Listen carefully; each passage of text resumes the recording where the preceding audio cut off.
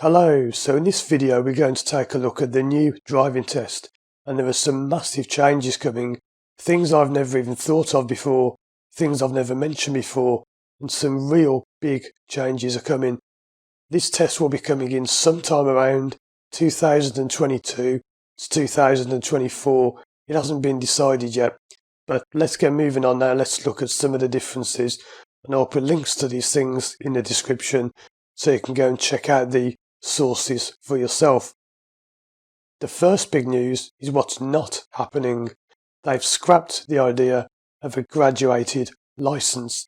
Now, I've been talking about this for the last year or two on this channel. They were thinking of having it so you'd have to take tests at different stages. So you'd have one test around the town, one out of town, one on the motorway, one in the dark. That idea has now been scrapped.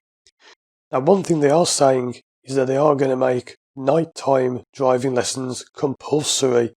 This is quite old news now, so I won't talk about it so much, but you're going to have to do driving lessons in the dark. They're also saying they want you to do driving lessons in the rain and a driving test in the rain. Exactly how you're going to plan that, I don't know.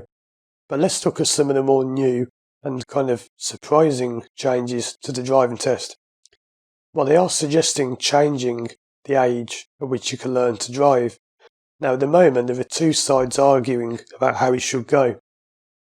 One side is saying that the age should be lowered, and they want it to be so that people who are 14 and 15 can learn to drive.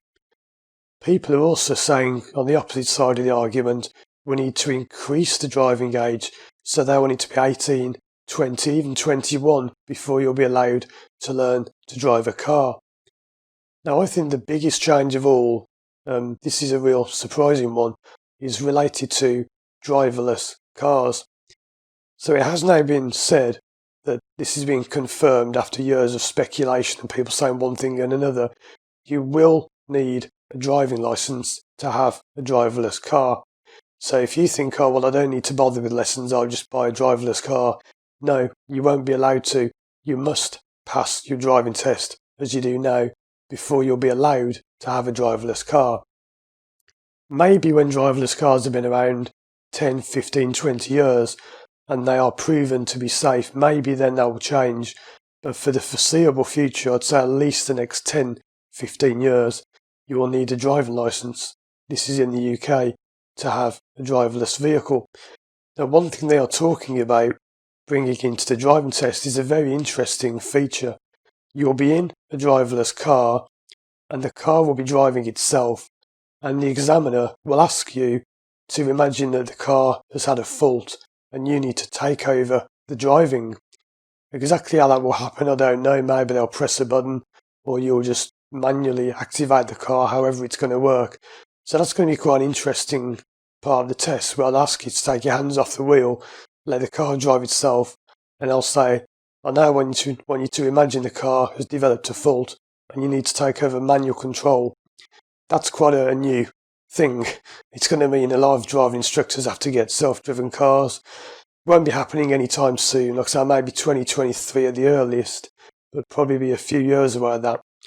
In another massive change, there are huge calls for elderly drivers to have to retake their driving test. There's no set age, but it's thought that when people get to around the age of 65 to 70, they'll be asked to retake the driving test, and that will be compulsory. And the reason is that most car crashes involve either drivers that are at the very young age or the very old age. The people in the middle have the least crashes, but the people at either end are the ones that have the most crashes. Another change that's coming in is that black boxes may be made compulsory for new drivers. This has been said for quite a while now. And in this study they did, I think 30% of people said they wanted so that for the first year or two after passing your driving test, you must have a black box fitted to your vehicle so it can monitor how you're driving. There are also calls for new drivers to be limited on the size of the engine they're allowed to use.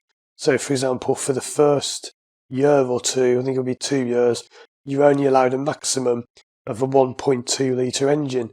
Now, that causes its own problems because You may know now that there are engines like, for example, in the Ford Fiesta, it's only a 1 litre. It's a tiny engine on paper, a 1 litre 3-cylinder, but it produces the same power as an old 2.4 litre engine used to. So that's going to be interesting how they get around that. I think rather than engine size, it should be done on engine power. And, have a limit of maybe it'll be something like 75 horsepower limit for the first 2 years to slow people down and stop them causing so many crashes. The minimum learning time still is rumbling on. People have been saying this now for I think the last 7 years. It was suggested the learner drivers should have a minimum of 120 hours of lessons before they're even allowed to take a test. There will be a thing coming in where instructors, by the way, have to sign a logbook to say how many hours you've done, which will effectively mean you can still learn with friends and family, whatever, but that won't count towards the hours. So in other words, it's like a way of saying to people, you've got to have professional lessons. I understand there is some law that they can't just force people into having professional lessons, but they can make it so that you can't take a test unless you've had professional lessons. So these are all things that may be happening. I do stress may be happening. So check out these other videos on the screen now. Subscribe to my channel to be kept up to date with all the latest news. And as always, I'll see you again soon for more videos.